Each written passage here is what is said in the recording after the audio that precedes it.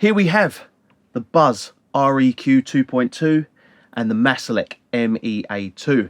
Now, I've had a lot of people ask me which is better. They're both in a similar price range at around 7,000. Which one's better? Which one do I prefer? And let's face it, they're both very similar. They've both got 4 bands. They've both got frequency, Q, and gain. And they both have shelves on the low frequency and high frequency. The only additional thing that the Buzz has that the Maselec doesn't is the saturation section and the filter. So what we'll do in this test, just to be fair, is we're not going to touch that. So let's not touch the saturation. Let's not touch the filter. If you want to see those in action, go and have a look at my Buzz REQ review. But this test is going to be the Buzz versus the Maselec. Which one should you buy? What are my recommendations, and what one would I personally have if I had a choice of the Buzz or the Maselec?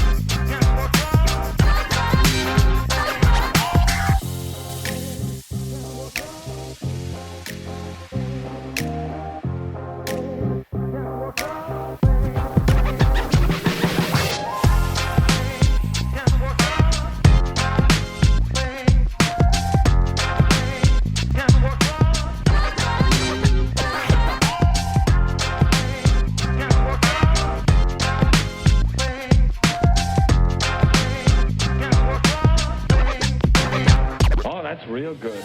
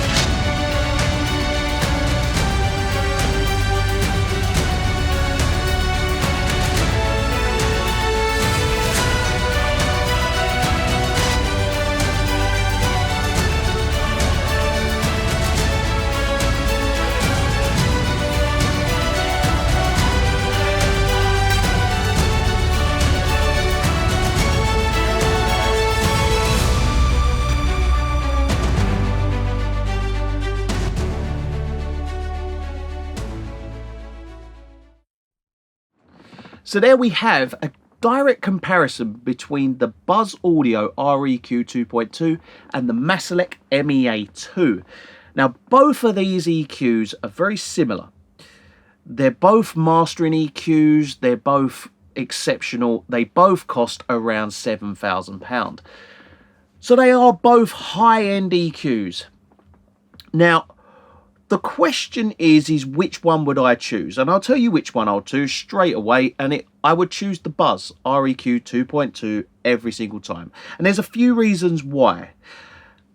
Both EQs are brilliant, right? Take it aside the fact of EQ versus EQ. Let's look at functionality here. Now, the one thing about the Maselec is just 4 bands, 4-band EQ, frequency, Q, gain. That's it. The Buzz, on the other hand, you've got frequency, Q, gain, exactly the same, with the addition of filters. You also have saturation. You also have the ability to switch between 2 frequency ranges. And this is something that is often overlooked, but is something that I would say is very important, is you can directly isolate and turn off each, and basically bypass each band. So what that means is you can audition exactly what you are doing with each band. Whereas on the Maselec, what you have to do is, say you've gone +5, you have to then dial back to 0, then go back to 5. You have to change that value just to go back to 0 to kind of audition what changes have been made. Whereas on the Buzz, you've got a button, bypass. You just bypass the full band, much like you have on the PQ here. I love that.